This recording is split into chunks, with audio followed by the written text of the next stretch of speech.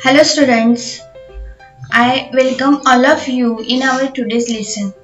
Our today's lesson is about natural resources, air, water and land. In yesterday's topic we learn about air and water, and today we are going to learn about land. Then what is the meaning of land? Look here, here is a moving earth. But moving earth means आपली पृथ्वी. मग या पृथ्वीवरती लँडचं proportion किती आहे? लँडचं percentage, how many percentage of land exist on earth? That is 29%. Okay, then what is the meaning of land? Land म्हणजे काय? तर लँड म्हणजे जमीन. मग जमिनीचं प्रमाण किती आहे? 29% आहे. मग ही जी लँड आहे ही लँड नॅचरल रिसोर्सेस मध्ये येते. Natural resources. Then we are going to learn about land. Land is among the most important natural resource. It covers only about 30% of the total area of the earth's surface, and all parts of this small percentage are not habitable. The uneven distribution of population in different parts of the world is mainly due to varied characteristics of land and climate. Plains and rivers, valleys offer suitable land for agriculture. Hence, these are densely populated areas of the world. So, what is the land? Land is among the most important natural resource. सगळ्यात महत्त्वाचा आणि असा हे नैसर्गिक संसाधन आहे ते म्हणजे land. Land it covers 29% of total area of the earth surface. 29%चा जो एरिया आहे तो लँडनी कव्हर केलाय अर्थ सरफेसचा, आणि त्यामधला फक्त काही भाग, small percentage are only for habitat. Habitat म्हणजे राहण्यासाठी, त्यातील काही टक्केच भागावरती आपण राहतो. Uneven distribution of population in different parts of the world is mainly due to varied characteristics of land. लँडच्या ज्या कॅरेक्टरिस्टिक्स आहेत म्हणजे जमिनीचं काही वैशिष्ट्ये आहेत, त्या वैशिष्ट्यानुसार आणि त्या ठिकाणच्या क्लायमेटनुसार, क्लायमेट म्हणजे वातावरण, हवामान, त्या ठिकाणच्या हवामानानुसार त्या ठिकाणी पॉप्युलेशनचं प्रमाण ठरतं. पॉप्युलेशन म्हणजे मानवाचं संख्या, लोकसंख्या, त्या ठिकाणी किती लोक राहतात हे ह्याचं डिस्ट्रीब्युशन ते लँडच्या कॅरेक्टरिस्टिक्सवर आणि त्या ठिकाणच्या क्लायमेटवर अवलंबून असतं. त्यानंतर लँडचा जो काही भाग आहे त्यामध्ये रिव्हर आहे, प्लेन्स आहेत, and some land is useful for in agriculture. Then we are going to learn about land resource and importance of land. Land is free gift of nature. Land is limited in area, place to live for millions of species. Land as a distinctive factor of production, factories, livestock, growing crops, and required farm buildings, vegetation, forestation, for road, railway, and transportation. For road, railway, and transportation. These are the importance of land. Then land resources. The human civilization has thrived on land. Land is used for agriculture. Land contains huge amount of mineral deposits. It also contains water in the form of underground water. Most of the animals find their habitat on land. Land directly or indirectly provides all the resources required to fulfill the basic needs of humans: food, clothes, and shelter. This is the importance of land. Land, जमीन ही आपल्याला काय काय देते? जमीन आपल्याला कशी उपयोगी पडते? तर द ह्युमन सिव्हिलायझेशन म्हणजे जो माणूस आहे, माणसाचं जे नागरी वस्ती आहेत, त्या नागरी वस्त्या ह्या मोस्ट ऑफ कुठे आहेत? लँडवरती आहेत. Land is also used for agriculture. सगळ्यात मोठा लँडचा कुठला यूज असेल तर तो आहे ॲग्रिकल्चर. ॲग्रिकल्चर म्हणजे शेती. शेती करण्यासाठी लँड उपयोगी पडते. Land contains huge amount of mineral deposits. जमिनीमध्ये खूप सगळी खनिजं आहेत. It also contains water in the form of underground water. जमिनीमध्ये पाणी सुद्धा आहे. अंडरग्राउंड वॉटर, अंडरग्राउंड म्हणजे जमिनीच्या खाली, भूगर्भाखाली पाणी सुद्धा आहे. Most of the animals find their habitat on land. फक्त माणूसच जमिनीवर राहतो का? तर नाही. मानव सोडून इतर जे ॲनिमल्स आहेत ते ॲनिमल्स सुद्धा त्यांचं अधिवास सुद्धा जमिनीवरती आहे. Land directly and indirectly provides all the resources required to fulfill the basic needs of humans. Land ही नेहमी मानवाला मदत करते, त्याच्या बेसिक नीड्स पूर्ण करण्यामध्ये लँडचा नेहमी उपयोग पडतो. त्यामध्ये बेसिक ज्या नीड्स आहेत, फूड असेल, क्लोथ असतील, शेल्टर असेल, या सगळ्या ज्या बेसिक नीड्स आहेत ह्युमनच्या, त्या लँड पूर्ण करते. And land is the free gift of nature. Land has limited area. It is also used for road, railways and transportation, and we farm buildings, vegetation, forestation. These all things are very useful to all of us. Then we are going to learn about soil. Soil, what is the soil? Soil म्हणजे माती. Soil formation. Soil is an important natural resource to life on earth. Soil हे सुद्धा एक महत्वाची natural resource आहे to life on earth. जमिनीवरती जे सजीव सृष्टी आहे, त्या सजीव सृष्टीचा जो महत्वाचा भाग आहे तो म्हणजे सॉइल. मग ही सॉइल कशी तयार होते ते म्हणजे सॉइल फॉर्मेशन. हे सॉइल फॉर्मेशन आता आपण पाहणार आहोत. Look here in this picture you can see the layers of land, that is these 1, 2, 3 and 4 layers of land, and above that there is a one plant grow on it. So what are the layers of land? First layer is of land is topsoil with humus. Second layer is subsoil with sand, silt and clay. Third layer is weathered rock and materials, and fourth layer is parent rock. Parent rock is the last layer of land. हे लँडचे 4 layers आहेत. सगळ्यात वरचं जे layer आहे ते humus असणारी soil. Second layer आहे subsoil with sand, silt and clay, वाळू आणि मोठी माती असणारा हा सेकंड लेयर आहे. थर्ड लेयर आहे जिथं छोटे छोटे दगड सापडतात, वेदर रॉक मटेरियल्स ज्या ठिकाणी असतं ते थर्ड लेयर. आणि लास्ट लेयर आहे पॅरेंट रॉक, म्हणजे पॅरेंट्स म्हणजे आपले जसे पॅरेंट्स असतात तसं या मातीचा जो पॅरेंट रॉक आहे तो पॅरेंट रॉक, की या रॉक्स पासून, याला पॅरेंट रॉक किंवा बेड रॉक असं म्हणतात, की या रॉक पासून ही जी माती आहे ही सॉइल तयार होते. तर यामधला सगळ्यात महत्वाचा भाग आपल्याला शिकायचा आहे तो म्हणजे या टॉप सॉइल मध्ये असणारे ह्युमस. ह्युमस म्हणजे काय? Then what is the meaning of humus? The humus is made of leaves, twigs, small animals और other decayed substances. Humus adds many nutrients to the soil. Humus is in the top soil. Humus कुठे असतो? Humus is in the top soil. Humus adds many nutrients to the soil. हे जे humus आहे हे humus कशापासून बनतं? Humus म्हणजे काय? तर ह्युमस म्हणजे जे खत होतं, खत तयार होतं त्याला म्हणतात ह्युमस. मग ह्युमस कशापासून बनतं? तर जे झाडांचे लीव्ज असतात, पाणी पडतात, स्मॉल ॲनिमल्स किंवा अदर डिकेड सबस्टन्सेस असतात, म्हणजे जे काही कुजतात, किंवा मायक्रोब्स म्हणजे सूक्ष्मजीव ते कुजवतात मेलेले ॲनिमल्स वगैरे, त्याला आपण डिकम्पोजिशन असं म्हणतो. मग ह्या डिकम्पोजिशन मुळे ह्युमस तयार होतो. Okay, are you understand about humus? Then we are going to learn about soil, how it is form. Soil कशी तयार होते हे आपण आता पाहणार आहोत. Soil on the land is formed by a natural process. The process soil formation is slow and continuous. It takes about 1000 years for 2.5 centimeter thick layer of mature soil to form. Soil कशी form होते? Soil काय एका दिवसात तयार होते का? तर नाही.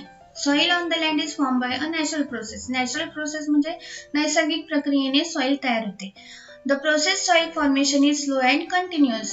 जी सॉइल फॉर्मेशनची प्रोसेस आहे ती खूप स्लो असते आणि कंटिन्युअस असते, सतत आणि हळूवार अशी सॉइल फॉर्मेशनची प्रोसेस चालू असते. मग ही सॉइल कधी बनते? तर 2.5 म्हणजे 2.5 सेंटीमीटरचं असं लेअर तयार व्हायला, मॅच्युअर सॉइलचं लेअर तयार व्हायला थाउजंड्स ऑफ इयर्स लागतात. म्हणजे हजारो वर्षानंतर 2.5 सेंटीमीटरचं थिक लेअर सॉइलचं तयार होतं. Now we are going to learn about soil, how soil is formed in detail. That is, soil is the thin layer. Look in this picture. There is a rain and sun. Then For what is this? Look here and listen carefully. Soil is the thin layer of material covering the earth's surface and is formed from the weathering of rocks. It is made up mainly of mineral particles, organic materials, air, water, and living organisms, all of which interact slowly yet constantly. Soil profile showing the different layers of horizon. या ठिकाणी जे air आहे, air, water and all living organisms, and due to heat, cold and water of the wind and rain respectively, the bedrock breaks down into pieces.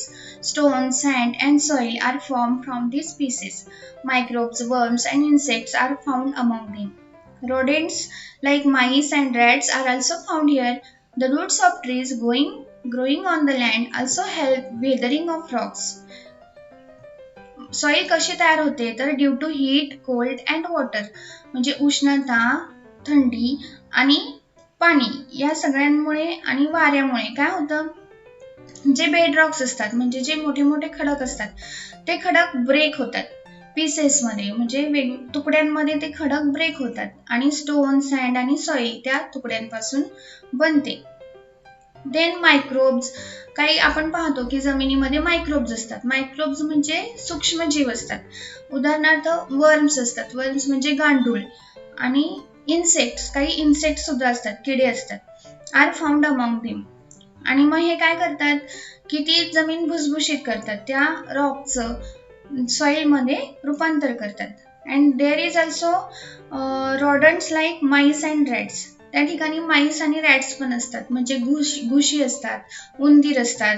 ते सुद्धा काय करतात, जमीन पोखरतात आणि ते जे मोठे मोठे दगड असतात किंवा त्या बेडरॉकचे जे छोटे दगड किंवा वाळू तयार झालेली असते ती छोटे सॉइल मध्ये रूपांतरित होते. त्यानंतर जे ट्रीज असतात, ट्रीजचे जे रूट्स असतात ते रूट्स आपण पाहतो. रूट्स काय करतात, त्या बेडरॉकला फोडून आतमध्ये जमिनीमध्ये खोलवर जातात आणि मग त्यामुळे सुद्धा सॉइल फॉर्मेशनला ट्रीज सुद्धा आपल्याला मदत करतात. Are you understood that trees are also help us in soil formation. Then our next topic is about soil erosion. What is soil erosion? Soil erosion म्हणजे जमिनीची धूप होणे. The removal of soil by either water or wind is called as soil erosion. म्हणजे soil जी जमिनीवर आहे ती एका ठिकाणाहून दुसरीकडे जाते किंवा हवेमध्ये उडून जाते, त्याला म्हणतात soil erosion.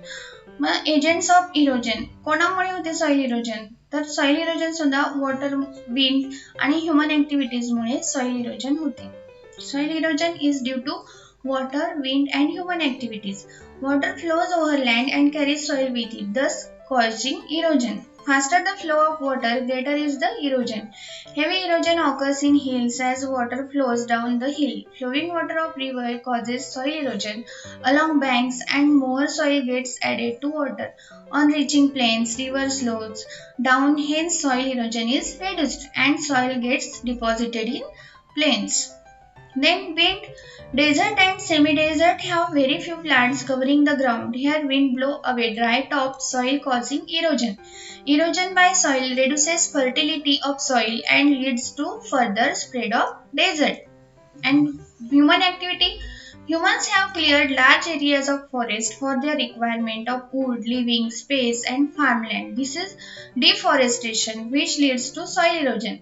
Or overgrazing by cattle leaves land bare and result in soil erosion. Due to human activity, soil erosion is done. Then why? Human activity म्हणजे माणसाच्या काही ऍक्टिव्हिटीज आहेत की ज्यामुळे सॉइलचं इरोजन होतं, सॉइलची जमिनीची धूप होते. मग कशी काय, माणसामुळे कशी काय जमिनीची धूप होते तर मानवानं काय केलं, humans have cleared large areas of forest. मानवानं काय केलं की जे फॉरेस्ट होतं, जंगल होतं ते सगळं क्लिअर केलं, त्या ठिकाणची जंगलं नष्ट केली. कशासाठी तर for our requirements of wood, living space and farmland, राहण्यासाठी लाकूड गरजेचं आहे म्हणून, आणि फार्मलँड म्हणजे शेतीसाठी जंगल आपण सगळे नष्ट केले. आणि this is deforestation which leads to soil erosion, आणि ज्यामुळं आता सध्या सॉइल इरोजनला आपल्याला फेस करावं लागते. मग याच्यावरती उपाय काय? What is the Look, in this lesson we learn about air, water and land. And man, humans have to face many problems like air pollution, water pollution and soil erosion. Then what is the remedy on all these problems? That is, there is only one remedy on these all problems, that is, we have to plant more trees. Trees, benefits of growing and protecting trees. Trees आपल्याला काय काय देतात? झाडं लावणं आणि झाडं वाचवणं यांच्यामुळे आपल्याला काय काय फायदा होतो? Let's we start from first. Trees provide shade and keeps the temperature cool. झाडं काय करतात? आपल्याला निवारा देतात आणि आपलं जे तापमान आहे ते थंड ठेवतात. Trees have a big role in bringing rain. Without trees, the climate would be drier and hotter. Trees काय करतात? सगळ्यात मोठा रोल प्ले करतात पाऊस आणण्यामध्ये.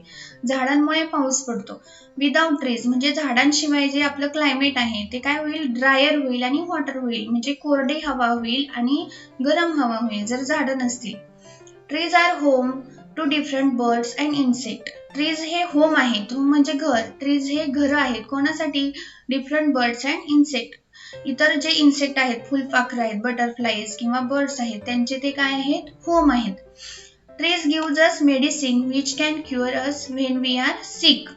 जेव्हा आपण आजारी पडतो तेव्हा जे औषधं आपण घेतो ते मेडिसिन सुद्धा कोणापासून मिळतात? आपल्याला ट्रीज पासून मिळतात. Trees protect the soil from erosion and landslides. झाडं काय करतात? सॉइल इरोजनला रोखतात आणि लँडस्लाइड्स म्हणजे जमीन जे जे लँडस्लाइड्स होतात त्या लँडस्लाइडचं सुद्धा ट्रीजमुळे प्रोटेक्शन होतं. Trees gives fruits. ट्रीज नेहमी आपल्याला काय देतात? फ्रुट्स देतात. Trees take in carbon dioxide and give out oxygen which is necessary and important for life. झाडं काय करतात? कार्बन डायऑक्साइड घेतात आणि ऑक्सिजन सोडतात, श्वासोच्छवास करतात, तेव्हा ऑक्सिजन आपल्याला देतात. That is necessary for our. In this lesson, we learn about natural resources, air, water and land, that is soil. आपण या पाठामध्ये नॅचरल रिसोर्सेस, एअर, वॉटर आणि लँड विषयी आपण माहिती घेतली. हे तीनही रिसोर्सेस अर्थसाठी किती इम्पॉर्टंट आहेत ते या टॉपिकमध्ये सांगितलेलं आहे. Look, I am going to read this. You listen carefully all of you. The Earth is the only planet that is suitable for life in this universe. Life exists because of its interaction with the resource the Earth provides. It is this interaction that creates a balance between the living and the non-living resources and sustains both of them. The three most important non-living resources for us is the air we breathe, the water we drink, and the land we live on. Without these three resources, we cannot exist. In this section, we will discuss the importance of air, water and soil for the sustenance of the living beings. All living beings साठी air, water आणि soil किती important आहे हे आपण या पाठामध्ये शिकलो. Life exists because of its interaction with the resources the earth provides. पृथ्वीनं, या धरणी मातेनं आपल्याला जे प्रोव्हाइड केले, एअर, वॉटर आणि सॉइल, त्यांच्यामध्ये जे इंटरॅक्शन आहे त्यामुळं या पृथ्वीवरती लाईफ एक्झिस्ट करते. लाईफ आहे, जीवनसृष्टी आहे, सजीव सृष्टी आहे. द एअर वी ब्रीथ, हवेमुळे आपण श्वास घेऊ शकतो. The water we drink, water, पाण्यामुळे आपण जिवंत आहोत, पाणी आपण पितो. लँड, त्या लँडवरती आपण राहतो. These all three resources are very useful for us and very important for us. So we have to save them and we have to use them very carefully. I think you are understand very well. So guys, here is the end of our first chapter, the natural resources, air, water and land.